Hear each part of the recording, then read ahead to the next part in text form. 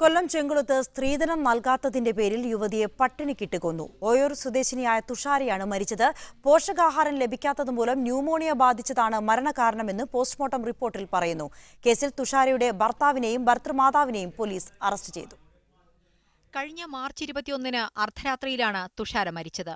മരണത്തിൽ തുഷാരയുടെ ബന്ധുക്കൾ സംശയം പ്രകടിപ്പിച്ചതോടെ പോലീസ് കേസെടുത്ത് അന്വേഷണം ആരംഭിച്ചു. കഴിഞ്ഞ ദിവസം പോസ്റ്റ്മോർട്ടം റിപ്പോർട്ട് പുറത്തുവന്നതിന് പിന്നാലെ തുഷാരയുടെ ഭർത്താവ് ചന്തുലാലിനെയും മാതാവ് ഗീതാലാലിനെയും പോലീസ് കസ്റ്റഡിയിലെടുത്തു. സ്ത്രീധനം നൽകാത്തതിന്റെ പേരിൽ തുഷാരയെ പട്ടിണിക്കിടുകയായിരുന്നുവെന്ന് ഇരുവരും പോലീസിനോട് സമ്മതിച്ചു. ചേച്ചി എടുത്തിട്ട് അടിക്കുന്നതൊക്കെ ശബ്ദം കേട്ടിട്ടുണ്ട്. ആ ചേച്ചി നിലവിളിക്കുമ്പോഴൊക്കെ ഇവരുടെ അമ്മായിയമ്മ പറയും, നീ മിണ്ടി പോകരുത്, എന്തെങ്കിലും കൊണ്ടുകഴിഞ്ഞാൽ ഇവിടെ കിടന്ന് ചത്തോണം എന്നൊക്കെയായിരുന്നു പറയുന്നത്.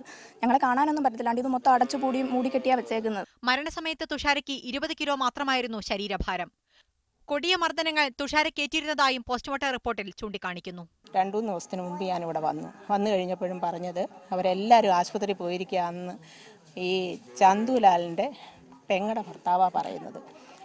ആശുപത്രി പോയിരിക്കുക. എല്ലാവരും പോയോയെന്ന് ചോദിച്ചപ്പോൾ എല്ലാവരും പോയെന്ന് പറഞ്ഞു. അപ്പോഴും ഈ അവസ്ഥയിലായി പെണ്ണെന്നുള്ളത് നമുക്കറിയാൻ പറ്റിയില്ല. ഇവരുടെ അടുത്തു തന്നെ താമസിക്കുന്ന ചന്തുലാലിന്റെ സഹോദരിക്കെതിരെയും അന്വേഷണം വേണമെന്നാണ് തുഷാരയുടെ കുടുംബത്തിന്റെ ആവശ്യം.